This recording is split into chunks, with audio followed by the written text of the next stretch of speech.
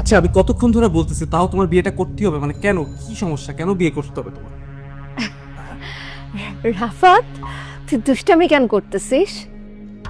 আমি কোনো দুষ্টামি করতেছি না, সত্যি আমি তোমার ভালোবাসি। তুমি আমার চোখের দিকে তাকালে বুঝো না যে আমি তোমাকে ভালোবাসি? আচ্ছা তোমার কি মনে হয় আমি এতক্ষণ ধরে এতগুলো ঝামেলা লাগানোর চেষ্টা কেন করতেছিলাম যেন তোমার বিয়েটা না হয়, যাতে তোমার আমার সাথে বিয়ে হয়? রাফাত, কি উল্টাপাল্টা বলতেছিস সেসব?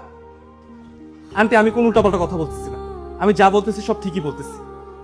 আমি ওকে ভালোবাসি, মানে এটা কি আমার দোষ?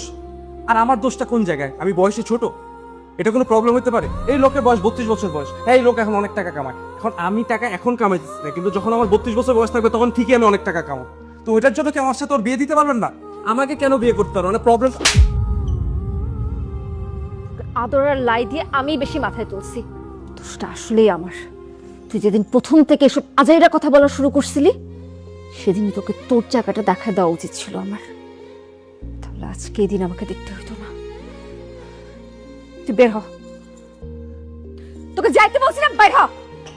আবার দাঁড়ায় কি দেখতেছিস? তুই বের হ, যা, আউট, বাসা থেকে বের হ।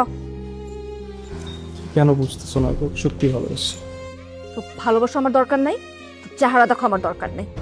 তুই তোর এই চেহারা নিয়ে কখনো আমার সামনে দাঁড়াবি না, আউট। ঠিক আছে।